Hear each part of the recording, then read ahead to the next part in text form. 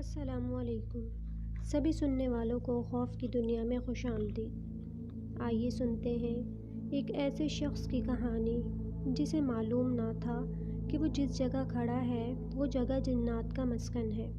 خوف کی ایک رات۔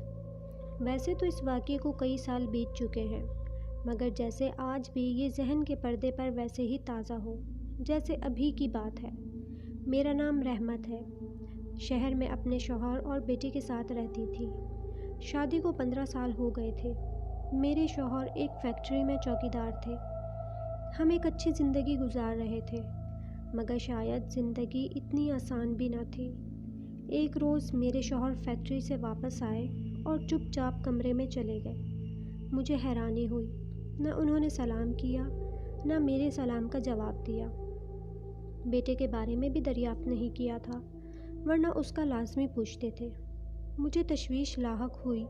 میں فوراً کمرے کی جانب گئی، دروازہ کھولنے کی کوشش کی، مگر دروازہ نہ کھلا کیونکہ دروازہ اندر سے بند تھا۔ اب تو مجھے اور بھی بے چینی نے آن گھیرا۔ وہ کبھی بھی ایسا نہیں کرتے تھے۔ میں نے دروازہ بجایا۔ مجھے عجیب سا محسوس ہو رہا تھا۔ میں مسلسل دروازے پر دستک دے رہی تھی، مگر کوئی بھی جواب نہیں آ رہا تھا۔ میرا بیٹا بھی میری آواز پر اپنے کمرے سے باہر نکل آیا۔ مجھ سے پوچھا تو میں نے بتایا کہ تمہارے ابو کو نہ جانے کیا ہو گیا ہے۔ کام سے واپس آئے اور بنا کچھ کہے جلدی سے کمرے میں چلے گئے۔ اس نے بھی میرے ساتھ دروازہ بجانا شروع کر دیا کہ اچانک کمرے سے عجیب و غریب سی آوازیں آنے لگیں، جیسے کئی لوگ آپس میں لڑ رہے ہوں۔ میں اور میرے بیٹے کو ڈر لگا۔ میں نے اس کو جلدی سے پڑوس میں بھیجا کہ جلدی سے کچھ پڑوسیوں کو بلا لائے، نہ جانے کیا ہو گیا ہے۔ وہ جلدی سے باہر بھاگا، جبکہ میں مسلسل دروازہ بجاتے انہیں پکار رہی تھی۔ کچھ ہی دیر میں 2 پڑوسی آ گئے۔ بہت تگ و دو سے دروازہ کھولا تو اندر کی حالت روح فنا کر دینے والی تھی۔ میرے شوہر پنکھے پر الٹا لٹکے ہوئے تھے۔ دروازہ کھلنے پر ایک جھٹکے سے زمین پر کودے۔ سب کی ہی انہیں دیکھ کر چیخ نکلی۔ آنکھیں سرخ، پتلے اوپر چڑھے ہوئے تھے، ہاتھ پاؤں ٹیڑھے تھے۔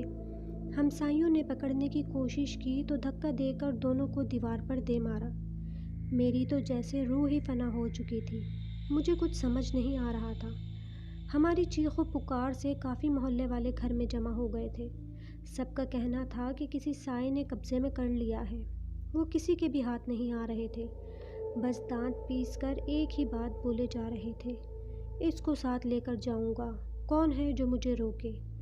ہمارے ہمسائے جلدی سے مولوی صاحب کے پاس بھاگے کہ وہ ہی کچھ کر سکتے ہیں، ورنہ یہ سب ہمارے بس میں تو نہ تھا۔ میرا تو رو رو کر برا حال تھا۔ بیٹے کا بھی کچھ یہی حال تھا۔ ہم ماں بیٹے تو جیسے پاگل ہو رہے تھے۔ کچھ ہی دیر میں مولوی صاحب گھر میں داخل ہوئے۔ وہ کسی بابا جی کو بھی اپنے ساتھ لائے تھے، جو ان ہوائی چیزوں کو قبضے میں کر لیتے تھے۔ ان کے آتے ہی میں نے رو رو کر ساری رودات سنائی، جس کے بعد بابا نے پڑھائی شروع کی۔ انہوں نے جیسے ہی پڑھائی شروع کی، میرے شوہر کی حالت بد سے بدتر ہوتی گئی۔ وہ خوفناک آوازیں نکالنے لگے، تڑپ تڑپ کر دیوار میں سر مارنے لگے۔ کبھی بے چین ہو کر دیوار پر الٹا چلنے لگتے تو کبھی کسی کو اٹھا کے پھینکنے کی کوشش کرتے۔ مولوی صاحب نے سب کو کمرے سے چلے جانے کو کہا تاکہ وہ کسی اور کو نقصان نہ پہنچا دے۔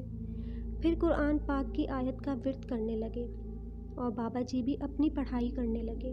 میں کمرے کی دہلیز پر کھڑی یہ سب ہوتے دیکھ رہی تھی۔ جب کافی دیر کے عمل کے بعد وہ قابو میں آئے اور بات سننے کے لیے تیار ہوئے تو بابا جی نے انہیں اپنے سامنے بٹھایا۔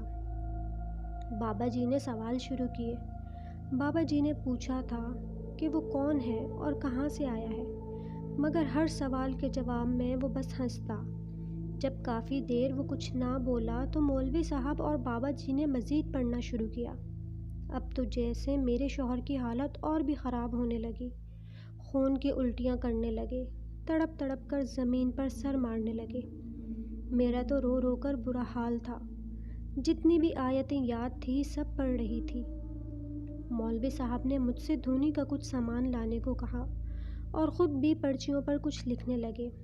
میں جلدی سے روئی، کوئلے اور زیتون کا تیل لے آئی۔ मौलवी साहब ने मेरे शौहर को धुनी देना शुरू की। वो ज़ोर ज़ोर से चीखने लगे कि मुझे छोड़ दो, मुझे दर्द हो रहा है।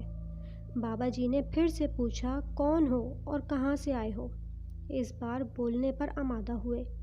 उसने बताया कि मेरे शौहर ने उसके ऊपर ठंडा पानी फेंका है, जिससे वो परेशान हुआ और उसे बहुत गुस्सा आया।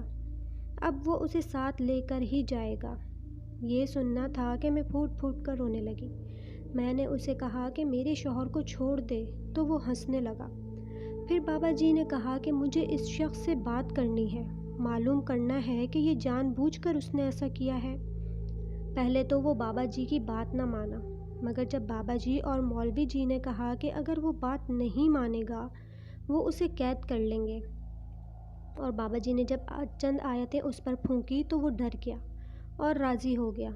मेरे शौहर से जब पूछा गया, बड़ी मुश्किल से वो बोले। उनकी हालत गैर हो रही थी, वो बोलने के काबिल भी नहीं थे। उन्होंने बताया कि ड्यूटी के दौरान उन्हें नींद आने लगी थी, तो वो उठकर कोने में चले गए और ठंडे पानी से मुंह धोया। असल बात मालूम होने पर बाबा जी ने कहा कि ये गलती से अनजाने में हुआ है, उसे मालूम नहीं था कि तुम वहाँ हो। मगर वो मानने को तैयार न हुआ और एक ही रट लगाए रखी थी कि साथ ले जाएगा। बहुत मुश्किल से बाबा जी और मौलवी साहब ने पूरी रात मिलकर पढ़ाइयाँ की और उस साए को काबू में किया। बिला आखिर सुबह फजर के वक्त बाबा जी उस काम में कामयाब हुए और मेरे शौहर को वो साया छोड़ने पर आमादा हुआ और उनके जिस्म से निकलकर हवा में गायब हो गया। बाबा जी और मौलवी साहब ने उनका हिसार बांधा और बाबा जी ने 7 जुमेरात तक अपने आस्ताने में आने का कहा। वो रात जैसे ख़त्म होने का नाम ही नहीं ले रही थी। एक मुश्किल से मेरे शौहर अपनी असली हालत में वापस आए। उसके बाद मेरे शौहर ने वो नौकरी छोड़ दी और हम दूसरे शहर चले गए, मगर वो दिन और वाक़या आज भी जहन में ताज़ा है।